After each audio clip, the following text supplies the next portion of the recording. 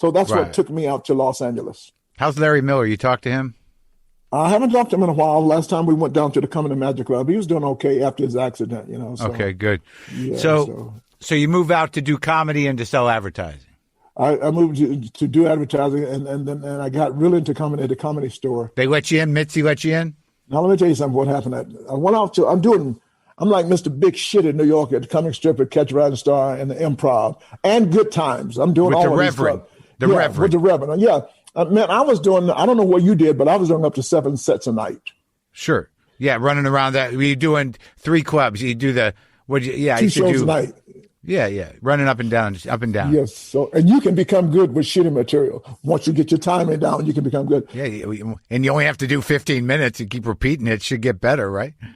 And then some nights you do it so much. Say, did I do that joke already? Yeah. With my fucked up head, I'm going, did I do that joke already? They say yes, but I say, I don't give a shit. I'm doing it again. So I'm gonna just do it 3 times, Yeah. So, but when I got to California, I went to the Comedy Store. Yeah.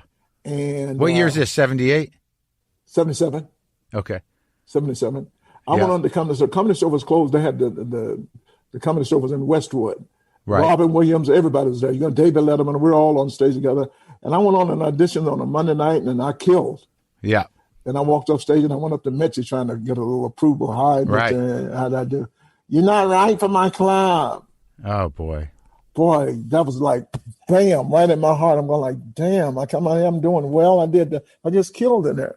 No, you can't work for my club. So I said, fuck her. The next day, I called in for spots. Yeah. 5 spots for the week. Then I knew she was crazy. She just told me last night I could not work her club, right? Yeah. And I call in on Tuesday, and I get 5 spots for the rest of the week and worked forever. And I'm one of the guys that worked at the Comedy Store and worked for the Improv. Back in the day, they didn't want you to work both. So in 77, the rosters was like you and Letterman and Leno. They were bigger than me. Paul Mooney, Elaine Boozler. There's so many good guys. Billy Crystal, all of those guys are out there, and yeah, really cool. But watching Richard Pryor work out there was awesome. Right. Did you get to talk to him? Did you get to meet him? Yeah. I come on stage one night. He said, I really like what you do. But he was awesome. I saw him. The good thing I learned about him, I saw him bomb so bad for 3 weeks. Yeah, I saw him bomb too. It's wild, Did right? you? Yeah. But he wouldn't give in like me, like I better do something funny. He bombed so badly. So if he's on that last album, I think, Sunset, Live on Sunset. Right. He would not do Mudbone. No, I can't do Mudbone, motherfucker. And it was so bad for 3 weeks. We was going, well, this one ain't going to work. The 4th week, go, well, at least it's a little better than last week. The 4th, 5th week, you go, 6th week, you go, let's get, he's coming together. And about after 4 months, you go like, this motherfucker got a show live on Sunset, doing it. So that was a great learning process to watch him. You saw him build it from nothing, just riffing. Nothing. Yeah. Bomb. Sam Kinison used to bomb every night. People didn't know what the hell he was doing. Yeah, he used to clear the room. Yeah, I got an old tape of his. I was a doorman at the store in '87, so I spent a lot of time. Yeah, I spent a lot of time doing Sam's Coke. '87. You didn't know me back then. You didn't get to know me that well because by the time '85, I did the Tonight Show. Yeah, you were gone. 1979. So I was gone. I did the Tonight Show in 1979, and the next night I was opening for Natalie Cole in front of 17,000 people. That was when you kind of did the Tonight Show. You were gone. People were hiring you for everything. So that was the gig, right? Because you didn't have the comedy clubs yet, but you had to open for musical acts. Yes. So I opened for Natalie Cole. I worked for Donna Ross, George Benson, Smokey Robinson, Helen Reddy, Paul Anka. I was with Tom Jones for 5 years. I was with Donna Ross 5 years with Tom Jones? I loved it because, and then I was working with Donna Ross during that disco era. Yeah. And that was really something because she had like half our audience, 50% was gay. And one thing about the best audience in the world, black audience, Jewish audience, gay audience. So that was a mix of all three. So every night I go out there, I get like a standing ovation, and I got fired. Why? Because of our ego and our attitudes. Even me and you today, if there's a guy on in front of you, especially if we're headlining, and if they are getting standing ovation, you go, get the fuck off. Yeah. It's not jealousy. It's kind of like, But she's a singer. Yeah, but when you get a standing ovation in Las Vegas, that's an extra minute and a minute and a half off the clock. So they're like, "Come on, get out the way." And she fired you, or the hotel fired you? She did. Smokey Robinson said, "She didn't fire you yet." I said, "Got fired last week." And 2 weeks later, she had me back, and I was working with her for another year. Did she fire you to your face? No, they go through the agent. They go through the agent and say, no, something happened there. And then Tom Jones saw me with Diana Ross. He's coming with me. And, oh, hell no, I get 17,000 people a night with Miss Ross.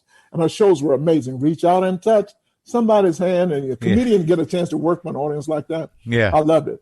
And so one week Diana Ross was off, and they asked me to come in with Tom Jones. And this dude, I knew he was big, Shea Stadium, and working very hard. But the next night, Tom Jones, 17,000 people. I'm going, what the hell? International audience, all ladies down front, throwing underwear to the stage. Right.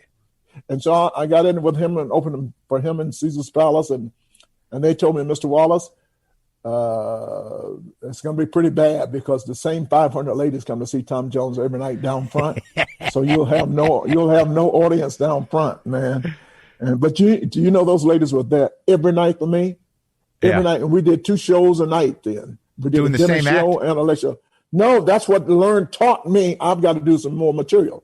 Coming up with little ideas like the chandeliers. You saw those beautiful chandeliers out there? Yeah. Well, I paid for those. Little simple shit like that, and people knew what you were talking about in the gambling. Tom Jones's ladies taught you how to write new material. Well, I knew how to write. I knew I had to do. It was fun to write new material because you had new people coming in every night. The same ladies. You had to change it up. Right. The same ladies. And I learned from that. And I had to do 45 minutes too. I did not have the regular 20 minutes that everybody else had. 45 before Jones? Yes. And he would be backstage sometime. I mean, we became very close friends. And he would sometimes be behind and say, "Get your black ass off the stage." But what fun that was. Just learning process, man. All I ever wanted to do was learn and work Las Vegas. Looking back on all those people that you work with, who are the best people? Like who do you really like? I mean, Diana seems like she sounds a little difficult. Tom seems fun, but she was difficult at first because she was having her divorce with Barry Gordy, and she was having and it was pretty big. That disco era was pretty big, and she ran the show. And this is all in Vegas, or you go on the road too? No, on the road, all over America. All over America. And that's quite a life, huh? Yeah, then I started with Tom Jones, and he just turned out to be fantastic. When I got to Tom Jones, he paid me more money than Diana Ross. Plus, I was not allowed to touch my luggage. I was not allowed to do anything airplane, and I sat right across from him on the plane. It was really good service there. And then sometimes they make a mistake and pay me, and the hotel would pay me also, and I never said a damn word, So Tom Jones, Donna Summer was great to work with, Smokey Robinson, George Benson Gray. Everybody I worked with was great to work with because I demand that. So that was sort of I guess that's why it's interesting because they're guys your age, like, who else? I talked to Brad Garrett, who's younger than you, but there's a world of comics that's, the goal was to get to Vegas. Yes, at that time, yes. Because there wasn't, when you started working, there wasn't some comedy club circuit. You opened for musicians, and then if you could get to Vegas and get, 50 dates a year or whatever, that was the gig. 50 dates a year? Excuse me, my friend. You're talking to me, okay? I know. I'm sorry. 350 dates a year. I was doing at least 300 dates a year because I was working for everybody. Like I said, we were doing 2 shows a night. Yeah. And every night. And Tom Jones sometimes did 34 weeks a year, just on the road, all over. Right. We go to Vegas 2 or 3 times, Lake Tahoe, Atlantic City, Radio City Music Hall, racetracks, outdoors, 70,000 people, just everywhere, all of the local venues. But see, I guess the thing is, so, by the time comedy clubs came around, you were already dug into making a lot of money in the old school way. But you never wanted to do TV. You never wrote TV or nothing. Could you say that again? By the time comedy clubs came around, enough people knew me from the tour that I would bring those people into the comedy clubs. And I'm one of the first guys to say, give me 90% of the door. Oh, so that's how you did it. That's why I made a lot of money, because I had the Tom Jones people. I had also the people from the Tonight Show. I had the people from Arsenio. I had audience coming from everywhere. Always a mixed audience, black, white, young, old, and sold out. And I would add shows, sometimes 5 shows a day.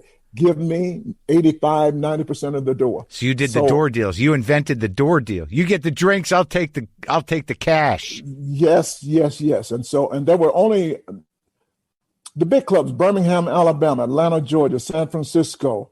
They were going to be full either way, but for sure we were going to add shows when I came to town. So when the comedy club explosion happened, you already had a built-in audience because you built it. Yes. I had plus I was the one that could promote. I'm an advertising entrepreneur. I know how to go to the local radio station. I don't mind getting up at 6 o'clock in the morning doing the radios.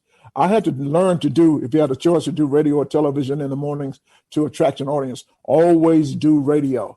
People watching on TV, they're at home.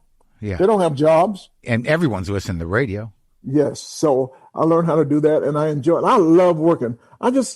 Look what we do, man. Come on. We don't do my thing right now. When I go and say, I just love the people I got. I'm blessed. I got the greatest job in the world, and all I do is lie. I just lie. I mean, now I got to the point now I just make up shit. Gee, you could be president. That's the ending joke. I want to be the greatest bullshitter in the world, but Trump is kicking my ass right now. Well, he's gone now. Bless God. Got to retire that joke. Yeah. Did you work? How much TV did you do? Did you care about TV? No, I wasn't into that. All I just want to do is, it's like today. I'm not into television, even though I have 2 television shows. I just turned down a TV show with, not turned down. I was writing.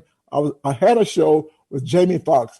I was the second leader after him, lead role. It's called Daddy Stop Embarrassing Me. Yeah. And we shut down on March 13 because of COVID. And I wouldn't go back with Netflix. I wouldn't go back because I'm black. It wasn't a good time to fly. Yeah. All of the pre-existing conditions. Maybe my blood pressure was borderline. Yeah. And I decided I don't want to go back because you have to live in a hotel going back and forth. I made the right decision. And I was making tons of money. They were paying me tons of money. But I decided not to go back. So that was a good TV show. Now I have a new deal with a guy by the name of Norman Lear. You probably never heard of this guy. He's an older guy. Did a couple Norman shows. Lear. He's 97 years old. You think, I have a deal with him on the shelf right now. So I'm slowly transferring into television and movies because I work. I'm a resident in Las Vegas. I work when I want to work. I own my show in Las Vegas. We'll talk about that later. But you didn't do any writing early on? This is all new? Oh, this when I started on. Let me put this. I did when I got in 1977. I got to the Comedy Store. I was on stage, and the producers were inside for the Red Fox show. And then at the time, they said, "We think you should. We would like for you to come write on the Red Fox show." And I said, I don't know. I don't want to. I didn't know anything about being a job as a writer. They said, "We know you can do it. You got to do it." I said, "I don't think so." And this sounded kind of crazy at the time, but they did tell me, "Well, it's $3,500 a week." And I said, "Well, maybe I can come up with a little something, Yeah.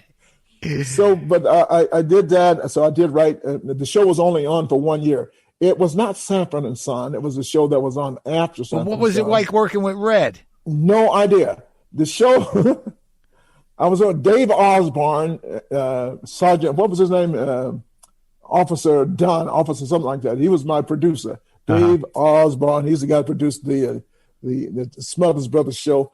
We would sit there and write the Red Fox show in somewhere in California. We'd write the show. The show was shot at CBS, and it was on ABC. And the day I'm going, how do they do this shit? They shoot at one studio, and then it airs on ABC. So was it Bob Einstein? Bob Einstein. Yeah. That's Albert Brooks's brother. Yeah, Officer Dunn, yeah. Yeah. That's his name. Oh, yeah.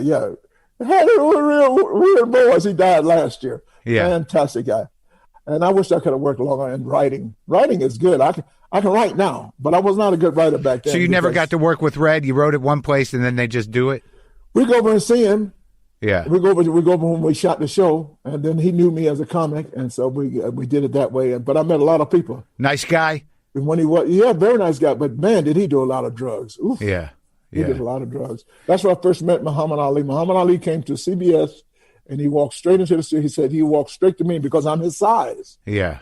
And he says, I'm the greatest of all time. I said, come on. I said, I'm good too. And so we went back and forth. And yeah, it was good working for Red. We had a lot of fun. So how does Vegas work? So now, because I know you had your own show there for a long time. You still got it? I know I don't like Vegas, so I don't go there. But anytime I go there, I see you